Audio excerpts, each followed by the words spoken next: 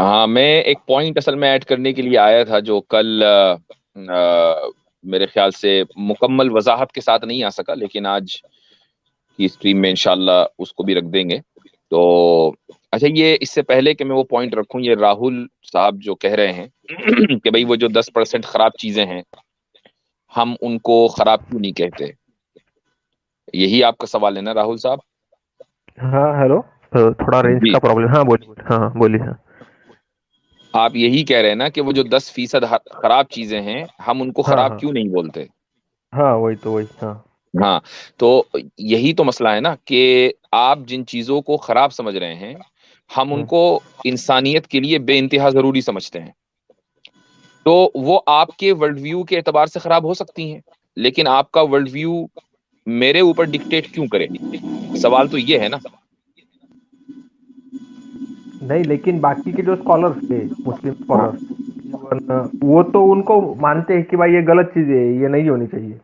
कौन है वो मसलन, और वो चीजें क्या हैं? वो चीजें क्या हैं और वो स्कॉलर्स कौन है? रेंज का क्या हो रहा है issue? किधर गए? जी राहुल साहब। राहुल भाई किधर हो? हाँ सुनाई दे रहे हो, थोड़ा अभी आ रहा है आवाज में, थोड़ा नेट मैं के पास मैं चला गया पूछ रहा होगा। हूँ वो चीजें क्या हैं और वो स्कॉलर कौन है, वो इस्लामिक स्कॉलर कौन है जिन्होंने ये कहा है कि ये चीजें गलत हैं इस्लाम में?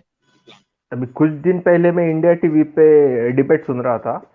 तो हम्म। उस डिबेट में थे ये दोनों, अपना एक्स समीर और एक्स साहिल। तो वो हदीसें पेश कर रहे थे कि क्लियर कट लिखा था हदीसों में कि जो ये मानता नहीं है आपके इसको, तो उसको तो इस कत्लो करना ये जायज है। तो ये लोग इस्लामिक स्कॉलर हैं? मतलब वो हवाला तो दे रहे थे, वो बोल रहे थे हम ये खुद से नहीं बोल रहे हैं, ये खुद से, मतलब उर्दू में लिखा हुआ था वो, क्लियर कट, वो खुद खुद से नहीं, नहीं बोल रहे थे वो। मैं एक वो बात पढ़ के आपसे दिखा पूछता रहे हूँ। थे कि ये मैं हदीसों में एक बात लिखा है, आपसे ये पूछता हूँ कुरानों में और इस लिखा है। चीज को देखें। देखें, मैं एक चीज आपसे कहता हूँ कि मान लो आप चूंकि इंडियन हैं, और मान लो नहीं बल्कि आप हैं और हेलो। इंडिया में रहते हैं। यार हम्म। इनको तो आवाज ही नहीं आ रही है। आप थोड़ा नेटवर्क आप सही करें तभी तो बात होगी, वरना कोई फायदा नहीं है, फिर हम अपनी हाँ अपनी बात कर लें। नहीं, हाँ नहीं नहीं, हाँ वो एक्चुअली मैं कम ज्यादा हो रहा है। अभी आ रहा है क्या मेरा आवाज? हाँ बोलिए, हाँ सुन रहा हूँ मैं। हाँ, तो अगर आप मसलन इंडिया में रहते हैं और आप एक इंडियन हैं और हम्म। आप मसलन पाकिस्तान के खिलाफ बात करें, हाँ तो पाकिस्तानी जो हजरात होंगे वो यही कहेंगे कि भाई पाकिस्तान के खिलाफ अगर कोई बात करनी है, कोई वीक पॉइंट आपको लाना है, तो क्रेडिबिलिटी उस वक्त होगी जब आप तमाम तर बायसनेस से ऊपर उठकर बात करेंगे। अभी तो आपके अंदर एक बायसनेस है ना? नहीं, बायसनेस तो नहीं है। अच्छा, नहीं वो मैं खुद ये का कुछ नहीं बोल नहीं, नहीं ये रहे तो एक थे, ये जो तो एक लिखा है वही नेचुरल है पढ़ ना। के दिखा रहे ये थे। बायसनेस ये बायसनेस नेचुरल है, आपकी लॉयल्टी आपकी कंट्री के साथ है और होनी चाहिए। तो ऐसे ही अगर कोई आदमी एक्स मुस्लिम है, यानी वो इस्लाम को छोड़कर चला गया, वो एक्स क्यों बना? एक्स इसलिए बना कि वो इस्लाम को पसंद नहीं करता, तभी तो एक्स बना ना। तो जो इस्लाम को पसंद नहीं करता, क्या आप उससे इस्लाम के ताल्लुक से कोई पॉजिटिव बात कभी सुन सकेंगे? पॉसिबल ही नहीं है। उसको हर पॉजिटिव बात नेगेटिव लगेगी क्योंकि बायसनेस है। लिहाजा आप ऐसे आदमी से अगर इस्लाम समझने की कोशिश करेंगे तो आप कभी भी कामयाब नहीं होंगे। ये वो तो पॉसिबल ही है। नहीं है। ये सिंपल सी लॉजिक है, मुझे ये समझ में नहीं आता कि ये एक कॉमन सेंसिकल चीज, यानी इसको लिए कोई फ्लॉ होना जरूरी नहीं है। It's a common sensical thing. अब आप ये कह रहे हो कि आप साइंस पढ़ते हो, ये है वो है, तो क्या आप इतनी मोटी सी बात नहीं समझ सकते? नहीं, मैं वही बोल रहा हूँ, अच्छी चीजों को मैं अच्छा बोलता हूँ, लेकिन अगर सीधा सीधा किसी को मार देंगे आप, कि सिर्फ आपका हाँ, तो कोई सीधा गॉड है, सीधा, उसको अगर कोई बिल्कुल मानता बात नहीं सही है, है, और सीधा सीधा सीधा सीधा मैं उसको अगर मारने की सीधा, बातें बिल्कुल वो ठीक है। बोल रहे थे कि ठीक है, लगभग वो बोल रहे थे ना। 70 या 80 बार रिपीट हो गई है। मेरे एक बार भाई, नहीं, वो 70 80 मेरे बार भाई रिपीट वो हुई है, बोल रहे थे सिर्फ ना, एक दो वो बार की बोल रहे बात थे है ना, सर। वो बोल रहे थे ना, हाँ सुनिए भी, हाँ सुनिए भी। हाँ वो बोल रहे थे ना कि आप सीधा सीधा इस्लाम किसी को मारने पर यकीन रखता है। हाँ अब मुझे आप हाँ। बताइए, वो इस्लाम के रिप्रेजेंटेटिव हैं या मैं हूं इस वक्त आपके सामने? मैं इस्लाम का रिप्रेजेंटेटिव हूं या वो हैं? नहीं, लेकिन जो दलीलें उन्होंने मेरी पेश बात का की थी, जवाब दे दीजिए। मेरी बात का जवाब दीजिए, रिप्रेजेंटेशन मेरे पास है या उनके पास है? आपके पास तो है, लेकिन ओके। जो अब हर जब हर मैं एक मोमिन रिप्रेजेंटेटिव को भी हूं तो पढ़ता है ना। मैं जो बात करूंगा उसका एतबार होगा या मेरा दुश्मन जो बात करेगा उसका एतबार होगा? नहीं, दुश्मन का सवाल ही नहीं है। अगर हर एक मोमिन है जो पढ़ता है, जो तो पढ़ा लिखा अब है। जब मैं रिप्रेजेंटेटिव हूं और मेरी बात का हाँ। एतबार होगा, और मैं ये कह रहा हूं कि हम सीधा सीधा नहीं मारते, एक आम आदमी किसी को भी किसी भी वजह से कत्ल नहीं कर सकता, ये कानूनन जुर्म है और इस्लाम में गुनाह है। हाँ, जंग होगी तो उसका एक प्रोसीजर है। आप इंडिया और चाइना में जंग हो जाए, चाइना के फौजी इंडिया में घुस जाएं, तो क्या इंडियन आर्मी नहीं मारेगी या गुलाब के फूल पेश करेगी? नहीं, वो तो आर्मी का मसला है। तो कोई ये भी भी आर्मी का ही मसला कॉन्फिडेंशियल। है। ये सारी हदीसें और सारी आयतें आर्मी से रिलेटेड हैं। यही तो हमेशा हम कहते हैं, आप लोग इसको आम आदमी के ऊपर महमूल कर लेते हो। ये सारी आर्मी से रिलेटेड है। मुझे एक बात बताओ, आप हम्म। लाखों की तादाद में हिंदू मिडिल ईस्ट में हम्म। रहते हैं। चलो थोड़ी देर के लिए हम्म। मान लिया कि इंडिया में मुसलमान जो है, आप ये कह सकते हैं कि यार हम लोग ये लोग माइनॉरिटी में, ये लोग हमारा क्या बिगाड़ लेंगे। लेकिन हम्म। आप लोग जो है मिडिल ईस्ट में रहते हो, अगर इन हम्म। आयतों इन आयतों का जो हुक्म आम मुसलमानों के लिए होता, आप में से तो कोई भी जिंदा वापस नहीं आना था उधर से। लेकिन अभी ज्यादा से ज्यादा इशू तो मिडिल ईस्ट में ही चल रहा है। आप ये जो क्या जंग किसी को है, क्या वॉर्स किसी वगैरह को हो रहे हिंदू हैं, ये होने की वजह सबसे से ज्यादा मारा? अगर तुम आप ग्लोबल की हाँ, हिस्ट्री देखेंगे अगले मैंने 100 मान सालों लिया कि की, ये मिडिल ईस्ट सबसे में बहुत ज्यादा सारे मिडिल ईस्ट इश्यूज में हो चल रहा रहे है। हैं। क्या किसी को और हिंदू उसका जो होने की बेस वजह से है मारा? वो क्या रिलीजन किसी ही को है। हिंदू अरे यार सुन भी लिया करो, क्या किसी को हिंदू होने की वजह से मारा?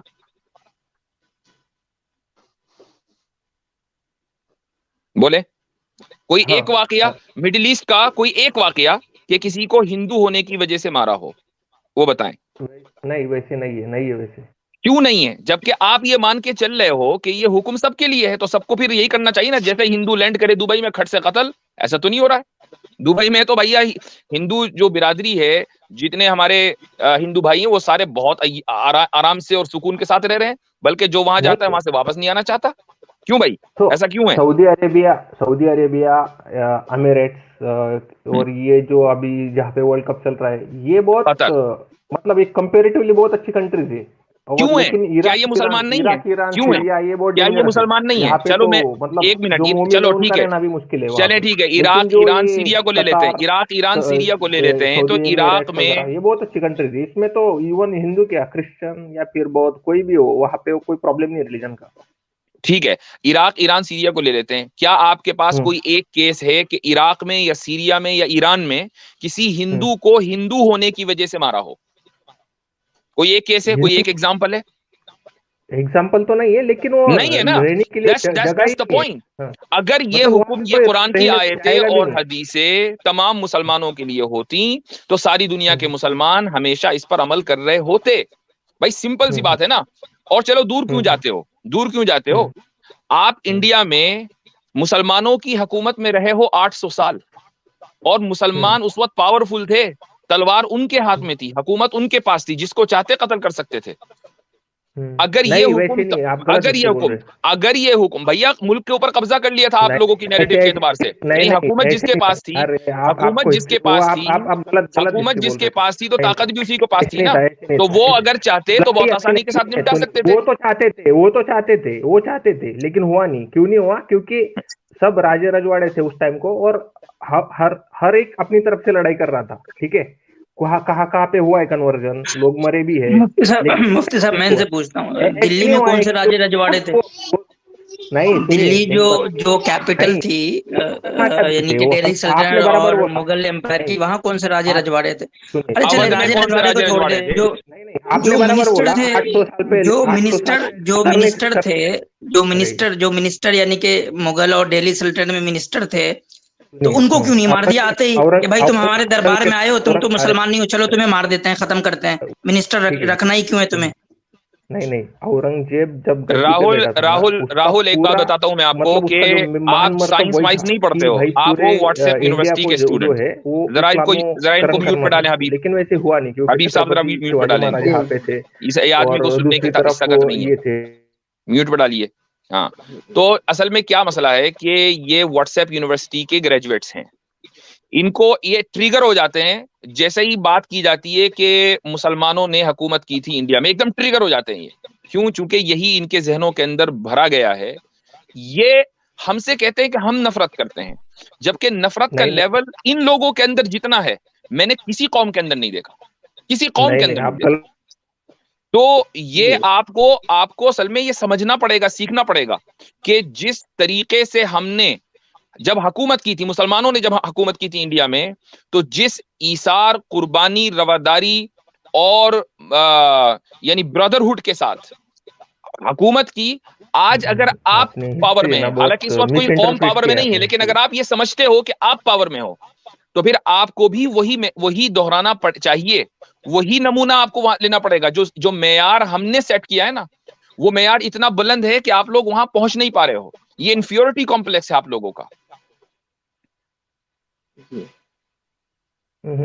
सबसे पहली बात मैं एक्सेप्ट करता हूँ। तो एक तरफ आप ये कहते हो कि नहीं जी नहीं समीर ने और जी साहिल ने मुझे ये बता दिया कि आयते और कुरान में लिखा है और इतनी जगह लिखा है। अब जब मैं कह रहा हूं कि इस पर अमल नहीं हो रहा, यही इस बात की दलील है कि ये आम मुसलमानों के लिए नहीं है, आर्मी के लिए है, तो आप इसको मानने को तैयार नहीं हो। जबकि मेरा साहिर और समीर के मुकाबले में जो मैं कहूंगा वो ऑथेंटिक है, वो नहीं है, चूंकि वो दुश्मन है, मैं रिप्रेजेंटेटिव हूँ। चलो वो भी मान लेते हैं, मुफ्ती ठीक साहब है, एक वो इंटरेस्टिंग बात फैक्ट मान इनको मैं लेते हैं। बता दूं, इनको मैं एक अभी इंटरेस्टिंग फैक्ट बता दूं। राहुल साहब, एक बात आप सुन लें। आपको पता है कि मुस्लिम पॉपुलेशन है, यानी कि मुस्लिम पॉपुलेशन का जो परसेंटेज है, तो वो ज्यादा होना शुरू हुआ है जब यानी कि दुनिया से मुसलमानों की हुकूमत खत्म होनी शुरू हुई है। पता है आपको ये बात, कि जब दुनिया के अंदर 1924 मान ले कि मुसलमानों की हुकूमत थी, खिलाफत थी, तक मुसलमानों का परसेंटेज 13% था दुनिया में। और आज जबकि मुसलमान पॉलिटिकली जो है वो मतलब इतने पावरफुल नहीं रहे जितने पहले थे, तो आज मुसलमानों का परसेंट 25% है। तो क्या आपको लगता है कि ये मार काट के थ्रू हो रहा है? नहीं, रिप्रोडक्शन ज्यादा हो रहा है। ये रिप्रोडक्शन भी आप समझ रहे होंगे बहुत प्लान्ड होगा। हम सोच रहे होंगे कि यार अपनी आबादी बढ़ा दो, मुल्कों पे कब्जा कर लो, ऐसे ही हो रहा होगा ना? नहीं, ऐसे नहीं हो रहा है, क्योंकि इसका हवाला भी मैं आपके कुरान से ही दूंगा, क्योंकि उसमें लिखा है कि भाई ज्यादा ये करो। और आप राहुल साहब, clear आपको उसको एक बात और पकड़ते पता है कि औरंगजेब का नाम आपने लिया था, ठीक है? ठीक है, औरंगजेब एक एम्परर था, एक बादशाह था, उसकी हर बात को डिफेंड नहीं किया जा सकता, लेकिन मैं आपसे एक बात पूछता हूँ, आपको पता है कि उसके एडमिनिस्ट्रेशन में कितने यानी कि हिंदूज काम करते थे? पता है आपको? नहीं पता है ना, वो पॉसिबल भी नहीं था ना, क्योंकि वो दूसरे रीजन से इंडिया में आया था, तो इधर के मतलब लोगों आप की ये मदद कह तो रहे हैं कि उसके एडमिनिस्ट्रेशन में एक भी हिंदू नहीं था? रहेगा। और शिवाजी महाराज के एम्पायर में भी बहुत से इनका जो मेन तो ये था, मतलब कि आपके अकॉर्डिंग, मतलब अगर औरंगजेब का नाम ले रहे हो आप, औरंगजेब को एक बता रहे हो कि वो जो है इस्लाम में मार काट में बिलीव करता था, तो फिर मार काट में अगर वो बिलीव करता था औरंगजेब के हिंदुओं को चलो मारना ही है, तो उसके एडमिनिस्ट्रेशन में इतने सारे हिंदूज क्यों काम करते थे? वो सबको तो मरवा देता, काम पे क्यों रखता? सिंपल बात है, जब उस टाइम जब वो इंडिया में आया तो इधर में भी झगड़े थे। इंडिया में वो कहाँ से आया? इंडिया में वो आया नहीं, वो यहीं पैदा इंडिया में हुआ, वो आया यहीं कहाँ पला से? बड़ा सब कुछ, वो आया नहीं कहीं से। नहीं वही ना, नहीं वो दिल्ली से आगे हस्तगत करना चाहता था, जो मेन रीजन है बीच मतलब मिडल का, उसका मेन टारगेट था कि भाई सबको लिया जाए अपने इसके रियासत के अंदर। लेकिन बहुत एक्चुअली अप टू डेथ, उसकी डेथ जब तक हुई तब तक वो हासिल नहीं कर पाया वो, ठीक है, उसकी तो वो बहुत एक इच्छा थी। डिफरेंट मैटर है। मैं आपसे ये पूछ रहा हूँ कि आप जैसा पोर्ट्रे करते हो, या बहुत सारे लोग व्हाट्सएप पे जैसा औरंगजेब को पोर्ट्रे करते हैं कि वो बस मार काट में बिलीव करता था और वो मारता था लोगों को, यानी कि हिंदुओं को, यानी कि खास करके हिंदू नॉन मुस्लिम को मारता था। तो मैं आपसे पूछता हूँ कि आपको पता है कि उसके एडमिनिस्ट्रेशन में कितने नॉन मुस्लिम काम करते थे? रहेंगे, डेफिनेटली रहेंगे, क्यों नहीं रहेंगे। हर एक राजा अगर वो नॉन मुस्लिम के मार काट में बिलीव करता था, तो उसके वो एडमिनिस्ट्रेशन में उसका नॉन मुस्लिम का क्या काम? सुनिए आप क्या कर रहे हैं बताइए। अच्छा दूसरी बात ये आसिम भाई, अगर उसने राहुल, एक बात बताता हूं मैं आपको, अगर उसने हिंदुओं का कत्ल नहीं किया, अपनी किसी भी गरज से, किसी भी ऑब्जेक्टिव को अचीव करने के लिए उसने हिंदुओं का कत्ल नहीं किया, तो इसका मतलब तो ये कि उसने कुरान पर अमल नहीं किया, फिर तो वो अच्छा मुसलमान था ही नहीं। तो आप उसको मुसलमान बनाकर क्यों क्रिटिसाइज करते हो हमेशा? नहीं मैं क्रिटिसाइज नहीं, मैं क्या कर रहा हूँ, कौन सा भी राजा ले लो तुम। आप लोग औरंगजेब को इसीलिए बुरा समझते हो ना कि यार बहुत कट्टर मुसलमान था, बहुत कट्टर मुसलमान था, दाराशी को बेहतर था। तो कट्टर कहाँ था? उसने तो कुरान पर अमल किया ही नहीं, उसने तो हदीस पे अमल किया ही नहीं। टारगेट था कि भाई मुझे मेरी सल्तनत बढ़ानी है और मुझे पूरा तो जहां तक जाना है वहां ये टारगेट दुनियावी टारगेट था ना, दुनियावी टारगेट की वजह से उसने कुरान पर हदीस पर अमल नहीं किया, ना कुरान पर किया अमल, ना हदीस पर अमल किया। तो फिर वो अच्छा कट्टर मुसलमान कहाँ हुआ? ट्राई तो किया था उसने, लेकिन वो जीता नहीं। ट्राई तो बहुत किया उसने, आप वहीं मौजूद थे, देख रहे थे कि ट्राई कर रहा है लेकिन जीत नहीं रहा है। यार क्या बातें करते हो, क्या बातें करते हो? जिस तरीके से सीधी सीधी बात है। देखो देखो देखो देखो भाई, देखो मेरे व्हाट्सएप भाई, एक बात सुनो, व्हाट्सएप भाई एक बात सुनो। व्हाट्सएप से तो आप पढ़े, मैं नहीं देखो पढ़ा, आप पढ़े। हाँ। मैं तो कुरान और हदीस के हवाले से बात करता हूँ, ठीक है। आप और मेरे उन हवालों को कोई भी इस्लाम दुश्मन, पूरी दुनिया के इस्लाम दुश्मनों को चैलेंज है, तोड़ के दिखा दे, ठीक है। कल एक आया था, बहुत बुरी तरीके से पिट कर गया है कल वो, कल एक आया था बहुत बुरी तरह से पिट कर गया है। आपको कि जो गलत है आप मैं उसको गलत सिंपल मानते हैं क्या? मैं नहीं मानते, हम इस्लाम में एक हर्फ भी गलत नहीं है, हमारा ये दावा है। और किसी में हिम्मत नहीं है कि किसी चीज को वो गलत साबित कर दे, इतनी जुर्रत नहीं है किसी के अंदर, ठीक है। इतनी किसी के अंदर एकेडमिक सलाहियत नहीं है कि वो इस्लाम के किसी एक हुक्म को भी गलत साबित कर दे। हम तो डंके की चोट पर कहते हैं 100% इस्लाम सही है, और यही वजह है कि पूरी दुनिया के लोगों को ये हक है कि वो इस्लाम के बारे में जाने, क्योंकि इस्लाम ही अल्टीमेट ट्रूथ है, इसके अलावा कोई दूसरी ट्रूथ है ही नहीं दुनिया में। तो फिर जी मुझसे, और एक बात और है कि हम ये भी कहते हैं राहुल साहब, हम ये भी कहते हैं कि अगर मुसलमान नहीं भी होना है, किसी को मान लो किसी वजह से उसकी प्रॉब्लम हो रही है मुसलमान नहीं होने की, अगर वो मुसलमान नहीं भी होता है लेकिन वो अगर इस्लामिक सिस्टम को अपनाएगा तो उसका दुनिया का तो फायदा हो ही जाएगा, आखिरत का हो या नहीं हो। क्योंकि इस्लाम का जो दुनिया का सिस्टम है वो भी सबसे बेस्ट सिस्टम है। आज तक वैसा दुनिया का कोई पॉलिटिकल इकोनॉमिक सिस्टम जो है कोई बना नहीं सकता जैसा कि इस्लाम का पॉलिटिकल इकोनॉमिक सिस्टम। तो अगर आप उसके फेथ को नहीं अपनाते हो, मुसलमान नहीं भी होते हो, लेकिन अगर आप उसके दुनिया वाले सिस्टम को भी अपना लो तो कम से कम दुनिया में तो भला हो जाएगा आपका। हम ये भी कहते हैं। मसलन दो मिसालें देता हूँ। पहली मिसाल ये है कि आप सूद की लानत से आजाद हो जाओगे अगर आपने इकोनॉमिक सिस्टम अपना लिया, और इस्लाम का अगर आपने सोशल सिस्टम अपना लिया तो आपको अपनी बहनों और बेटियों की शादी करते वक्त जहेज के लिए फिक्र करने की जरूरत नहीं होगी, ठीक है। ये दो ही चीजें अपना लो आप हमारी, तो आपकी दुनिया तो बनी जाएगी। नहीं, फेल हो चुका है ना, लेकिन आपका सिस्टम ग्लोबली फेल हुआ है, सिर्फ इंडिया की बात नहीं कर रहा हूं मैं, ग्लोबली मेरे भाई इस्लामिक फाइनेंशियल सिस्टम इस वक्त मल्टी $1 बिलियन इंडस्ट्री है, आपको पता है। दुनिया का सबसे सक्सेसफुल, और वो भी मुफ्ती साहब अभी मतलब कि इकोनॉमिक सिस्टम यानी कि समझे कि यानी कि हम लोग थोड़ा सा जो है मतलब इस्लाम का जो मॉडल है उसके निचली सतह पे काम कर रहे हैं, तो वो दुनिया का सबसे सक्सेसफुल मॉडल है। जी हाँ, अरे क्या बात कर रहे हो। पाकिस्तान में तो बहुत गंदी हालत है इकोनॉमिकली। हाँ, तो पाकिस्तान में तो है, क्योंकि पाकिस्तान ने सिस्टम नहीं अपनाया ना। पाकिस्तान तो फेल्ड स्टेट है। ओ भाई, पाकिस्तान फेल्ड स्टेट है, पाकिस्तान ने वो सिस्टम नहीं अपनाया। मतलब इतना कर्जा कैसे हो गया फिर उसके ऊपर पाकिस्तान के? वहाँ पे तो टोटल इस्लामीकरण है भाई। तो प्रॉब्लम है पाकिस्तान की कि पाकिस्तान इस्लामिक इकोनॉमिक सिस्टम को अपना नहीं रहा है। पाकिस्तान की यही प्रॉब्लम है कि वो इकोनॉमिक सिस्टम को अपना नहीं रहा है। वहाँ पे तो 100% मुस्लिम है ना, वहाँ पे प्रॉब्लम क्या है? पाकिस्तान में मुसलमान है लेकिन वहाँ इस्लामी हुकूमत नहीं है। राहुल साहब आपको फिर पता नहीं, असल दिक्कत यही है राहुल साहब, असल दिक्कत यही है कि एक पाकिस्तान से बाहर नहीं निकल पा रहे। आपकी बात मान लेते, ठीक है, आप जो बोल रहे हैं आपके पास कोई चारा भी नहीं है भैया, मानना पड़ेगा। अगर आपके पास अकल है तो आपको मानना पड़ेगा। अरे प्रूव करके दिखाओ ना, तुम प्रूव करते हुए कि प्रॉब्लम आ रहा है। फिर आपको कंट्री ले लीजिए एक जहाँ पे आपको पता है राहुल साहब, आपको पता है लास्ट जो मंदी आई थी ग्लोबल वर्ल्ड में वो कब आई थी इकोनॉमिक सिस्टम में? लास्ट जो सबसे बड़ी मंदी आई थी ग्लोबल इकोनॉमिक सिस्टम में वो कब आई थी पता है आपको? अरे आपने म्यूट नहीं पता? मैं चलिए बता देता हूँ, चलिए मैं बता देता हूँ। वो 2008 में आई थी, सबसे बड़ी मंदी जो आई थी ना 2008 में आई थी। अरे कई सारे अभी की बात कीजिए ना, अभी क्या हो रहा है? मैं आपको बता रहा हूँ, देखिए सुने एक मिनट मैं इनको हवाला दे देता हूँ। इस वक्त जो इस्लामिक फाइनेंस इंडस्ट्री है वो $1.72 ट्रिलियन की है इस वक्त 2022 में। उसमें तो सऊदी अरेबिया और कतर आ गए मैक्सिमम। तो भाई ये हिंदू स्टेट है क्या? तो ये हिंदू स्टेट है क्या?